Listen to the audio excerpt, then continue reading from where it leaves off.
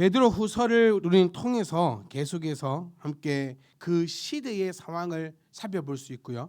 그리고 우리가 또 한 가지 느끼는 것은 인간 사는 세상은 그때나 지금이나 사실 별반 다를 바가 없다는 거. 조선 시대든 지금이든 다 먹고 사는 것이 문제고 또 그 고민을 가지고 있고 조금 모양새는 다를지 몰라도요. 신앙생활의 형태나 이 모든 것들도 거의 얼비슷하게 가고 있음을 우리가 역사적 사실을 통하여서 또 한번 살펴볼 수 있습니다. 그래서 저는 이 역사적 한 얘기 있잖아요. 역사를 잊은 민족에게 미래는 없다. 그 말이 무슨 얘기일까 곰곰이 생각해 보면 이런 역사 과거에 있었던 그런 일들을 통하여서 이거는 그 미래 예측학자가 그 얘기를 하더라고요. 과거에 있었던 일들을 연구하다 보면 어느 정도 앞으로 일어날 일들도 예측이 가능하대요.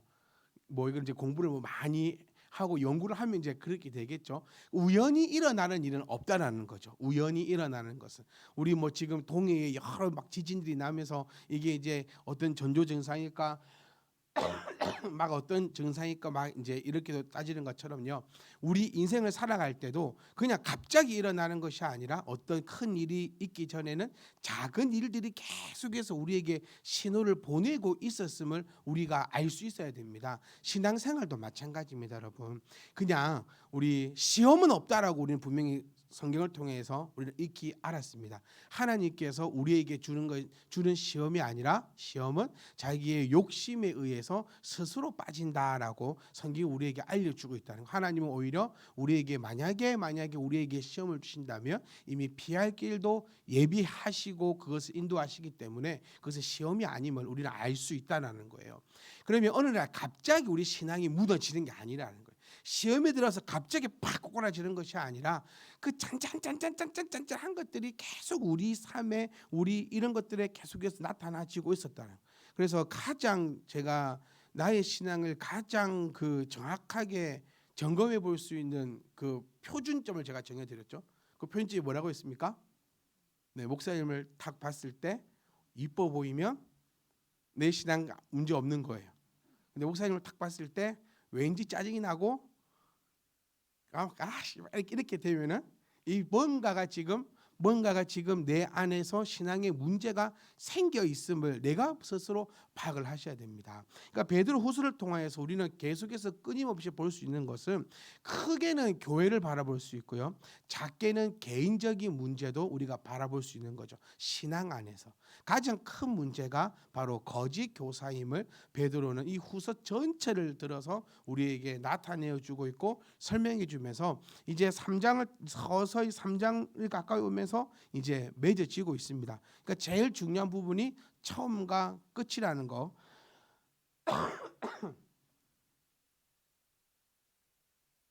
우리가 기억해 보면 이제 어떻게 마무리를 짓는가 볼 수 있다라는 거예요. 자, 그래서 말세는 무조건 뭐가 나온다 했습니까? 조롱하는 자들이 있다. 그리고 이 말세는 언제라고 했죠? 그렇죠. 말세는 지금 말세야. 맞습니다. 지금 말세입니다. 성경에서 나타내고 있는 이 말세는 예수님의 초림부터 해서 언제까지? 예수님이 재림하실 때까지의 이 시기를 말세다라고 표현하고 있다라는 거예요. 그러니까 우리가 이렇게 착각해 볼 수 있는 거예요. 예수님의 사도들의 시대도 이 세상을 말세다라고 얘기하고 있고 지금 우리는 말세다고 얘기하고 있으니까 이 이제 혼돈이 되거든요. 이 말세는 이 인류가 망하는 날을 말세라고 부르는 것이 아니라 초림과 재림임을 우리가 딱 기억하고 계시면 된다는 거예요. 그러니까 이 말세에는 항상 조롱하는 자들이 나온다. 그러니까 이상하게 여기지 마라. 이겁니다. 이거. 당황하지 마라. 이미 알고 있고 예측하고 있고 대비하고 있으면 어떤 일이 생기든지 간에 당황하지 않아요. 그런데 전혀 예측하지 못하고 있다가 그 일이 탁 터지게 되면 이제 소위 말하는 뭐 멘탈이 무너졌다라고 이렇게 얘기를 하는 거거든요. 저는 야구를 참 좋아합니다. 야구를 좋아하는 이유가 뭐냐면요. 경우의 수가 너무 많아요. 그러니까 그 야구는 그냥 단순히 공 던지고 치는 것이 아니라 그 경우의 수를 엄청나게 계산을 하거든요. 한번 보세요. 타자가 딱 섰어요. 제가 어떤 공을 던질까? 엄청난 경우의 수를 생각을 해야 되고, 치고 나갔다고 쳐면 또 여러 팀들이 같이 하기 때문에 엄청난 경우의 수를 막 생각을 해야 돼요. 그래서 제가 사회인 야구할 때도 우리 감독이나 이 친구들이 항상 얘기하는 게 뭐냐면 생각하고 있으라 그러거든요. 주자에 탁 나가면 1루에 나갔고 2루에 나가, 이걸 주자라고 부르는데 생각을 하고 있어라라고 얘기를 해요.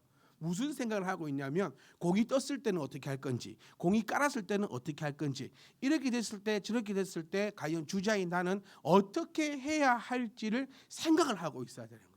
근데 처음에 이제 이거 할 때는 안 해봤으니까 이 뭐 어떻게 될지를 모르니까 막 이상한 짓을 많이 해요. 그런데 이제 몇 번 해보고 몇 년 해보고 하면 이제 이럴 때는 이렇게 하면 되고 저렇게 하면 저렇게 하면 되는구나 해서 이제 별로 당황스럽거나 말도 안 되는 그런 걸 안 하는 거죠.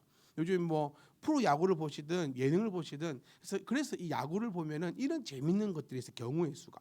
그런 것처럼 우리도 이 성경을 통하여서 앞으로 내 삶에 내 신앙에 생기게 될 그 경우의 수를 우리가 미리 파악하고 있다면 전혀 이게 당황스럽거나 어려울 것이 없다라는 거죠. 그러니까 말세에는 분명히 조롱한 자들이 생겨요. 조롱하는 자들. 그럼 지난주에 제가 이렇게 말씀을 맺었었습니다. 조롱하는 자들이 분명히 생기는데 그게 누구는 되지 말자. 나는 되지 말자라는 거예요. 조롱하는 자들은 분명히 생기는데 나는 어느 그룹에 속할 건가? 나라고 해서 조롱하는 자가 안 될 거라는 보장은 없지 않습니까? 내가 아무리 목사라도, 내가 아무리 뭐라 하더라도 내가 조롱하는 자가 될 수 있는 거예요. 원래 적은 내부에 있다고. 아는 사람들이 더 이거 목사들이 마태인 가면은 완전 안티 그리스도인 되거든요. 완전히 이거는 뭐 그렇게 되는 거니까. 그러니까 우리가 지난주에 함께 말씀을 딱 나누었던 것이 말세에 분명히 조롱하는 자들이 나오는데 그 조롱하는 자들이 나는 되지 말자. 이걸로 말씀을 딱 맺었습니다. 그러면 이제 이 조롱하는 자들이 뭐라고 주장을 하냐면 이제 4절에 이르되라고 시작하는데 문맥을 제대로 안 보면요, 꼭 4절도 우리가 성경을 읽을 때는 항상 좀 멍한 상태로 보죠. 이거는 뭐 우리의 고백입니다.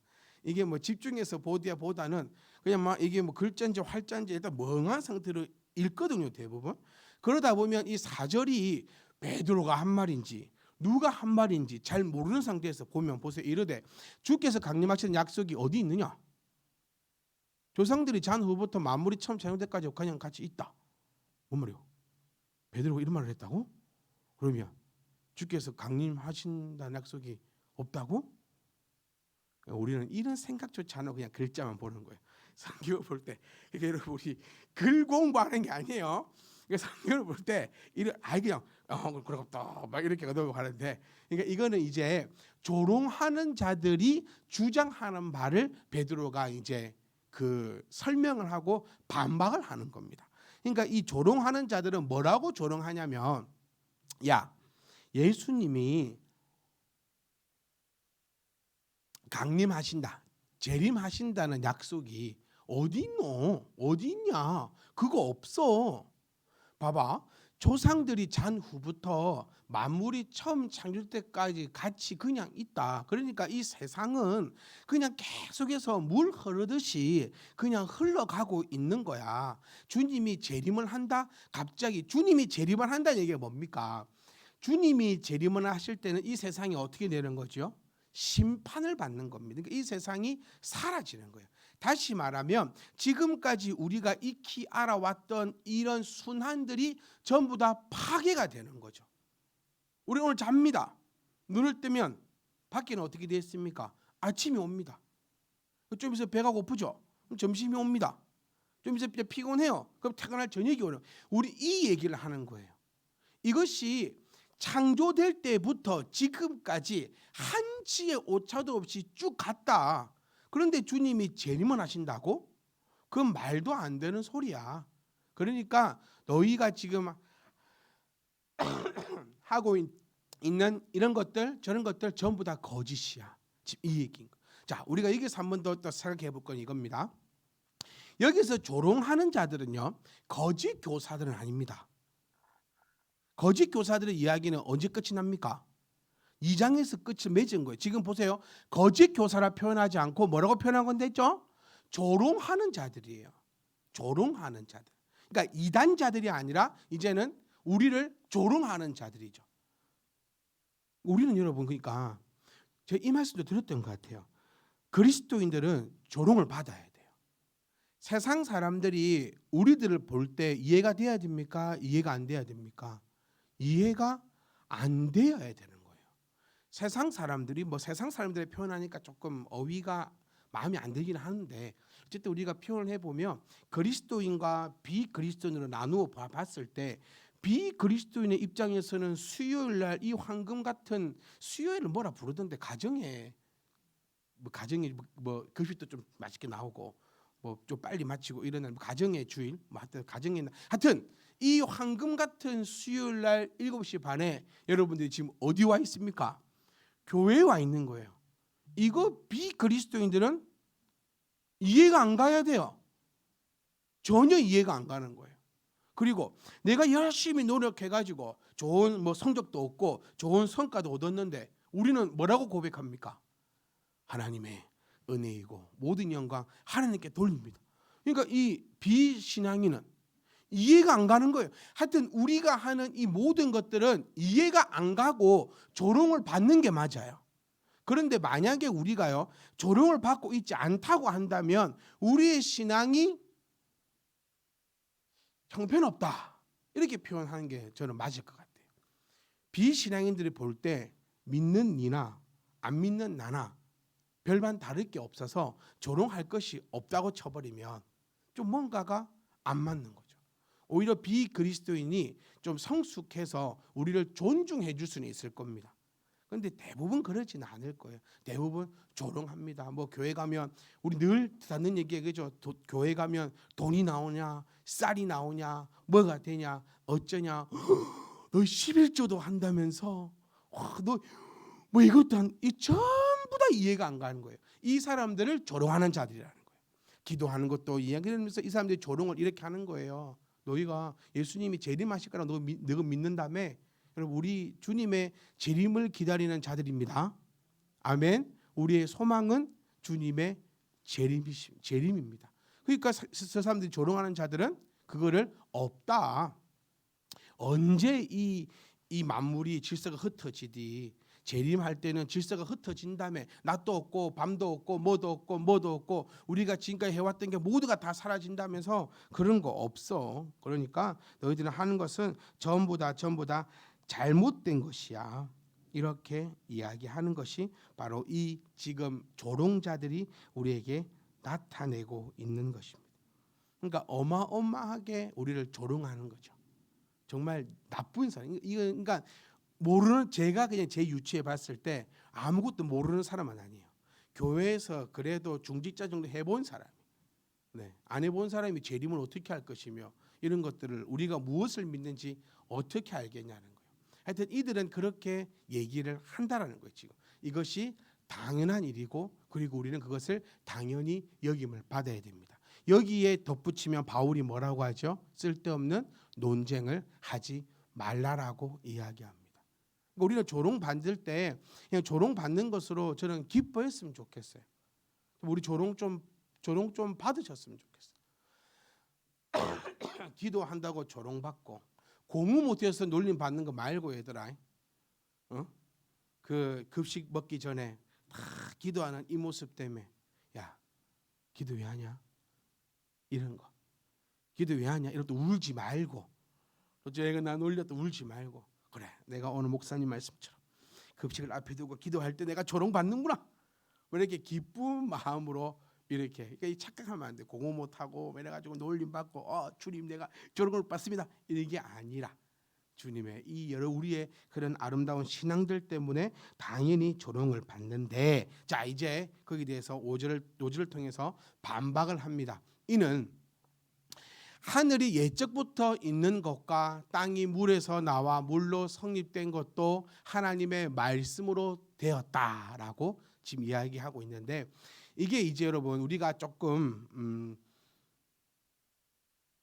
생각하고 살펴봐야 될 것은 이게서 나타내는 것은요 창조의 순서와 창조의 방법과 창조의 그 깊이 있는 그런 이야기들을 나누고 있는 것은 아닙니다. 그러니까 지금 우리가 참 설명이 어렵네요. 하늘이 예적부터 있는 것, 땅이 물에서 나와 물로 성립된 것, 우리 궁창에 대한 설명입니다. 그러니까 천지창조가 우리 창세기 1장에 나오는 천지창조에 대해서 지금 베드로가 언급을 하면서 쉽게 정리하면 딱 이겁니다. 이 모든 것이 무엇으로 이루어졌다? 하나님의 말씀으로 이루어졌다. 다시 말하면 하나님의 명령으로 이루어진 것이다. 그렇기 때문에 지금 기본적으로 모두가 다 신앙의 지식과 하나님의 지식과 창조의 지식을 갖고 있는 사람들임에도 불구하고 그들은 일부러 이것을 잊으려고 한다라는 거예요. 그러니까 사도 베드로가 주장하는 바, 아니 우리가 믿고 주장하는 바는 이겁니다. 천지를 창조하신 하나님의 그 명령이 떨어진다면 그 어떤 것도 이루어지지 않을 일이 무엇이 있겠느냐는 거예요. 세상은 그 자체가 충분해서 불변하는 것이 아니라, 그러니까 지금 이 조롱자들은 세상은 충분하기 때문에 불변하지 않는다. 좀 철학적인 얘기이기도 합니다. 불변하지 않고 앞으로도 불변하지 않을 것이다. 그러니 주님의 재림은 없다라고 주장한 것이고, 사도 베드로의 주장은 세상이 모든 것이 완벽해서 불변하지 않는 것이 아니고 뭐가 아직 없어서 하나님의 명령이 없기 때문에 세상이 변하지 않고 그냥 있는 것이다. 정리해 보면 이렇게 정리할 수 있습니다. 하나님의 명령으로 세상은 만들어졌습니다. 우리 그것을 다 믿어요. 천지 창조는 하나님의 말씀, 하나님의 명령으로 만들어졌다는 겁니다. 그러면 이후에 있어질 그 모든 일들도 하나님의 명령만을 기다리고 있는 상태임을 사도 베드로는 그들에게 나타내어 주고 있는 것이고, 우리들에게도 나타내고 있는 것이 이겁니다. 지금 모든 세상의 만물은 하나님의 것이므로 하나님의 명령만을 기다리고 있는 상태라는 거죠. 여러분 좀 놀라셔야 되는데, 지금 우리 이 천지 만물은 하나님의 명령만을 기다리고 있는 겁니다. 어떤 명령을? 우리는 역사를 통해서 봤습니다. 바다가 갈라지는 것들을, 해가 떨어지지 않는 것을, 메뚜기 때가 오고 파리 때가 오는 것을, 하여튼 뭐 돌에서 물이 나오는 것을, 이 모든 것을 통하여서 오직 하나님의 명령만을 기다리고 있다. 좀 더 폭넓게 나가 볼까요? 믿는 우리들도 무엇을 기다리고 있습니까? 이거를 우리가 살펴봐야 돼요. 우리는 무엇을 위하여 오늘도 먹고 마시는가? 오늘 하루 무엇 때문에 여러분 지금 오늘 하루는 무엇 때문에 웃었으며 무엇 때문에 울었습니까?